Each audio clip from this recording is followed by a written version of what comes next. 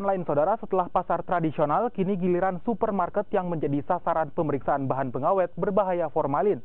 Petugas Dinas Perikanan dan Pertanian Kota Makassar kembali mengecek kondisi ikan dan hasil laut lainnya yang dijual di supermarket untuk mencegah penggunaan bahan pengawet berbahaya. Sidak kali ini dipimpin langsung oleh Kepala Dinas Perikanan dan Pertanian Kota Makassar, Rahman Bando, bersama dengan petugas dari Perikanan dan Pertanian mengecek kelayakan ikan dan udang yang dijual di supermarket Gelail di Jalan Hasanuddin, Makassar. Inspeksi mendadak ini sengaja dilakukan agar pemilik usaha tidak mengganti ikan yang mereka jual. Sasaran utama petugas ialah penggunaan bahan pengawet formalin yang kerap digunakan untuk pengawetan ikan. Petugas lalu mengambil sampel dari ikan, cumi-cumi dan udang yang dijual di supermarket untuk diuji kandungan bahan kimianya.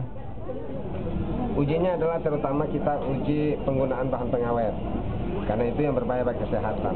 Yang kedua, uji fisiknya adalah kalau misalnya sudah membusuk, itu tidak layak konsumsi.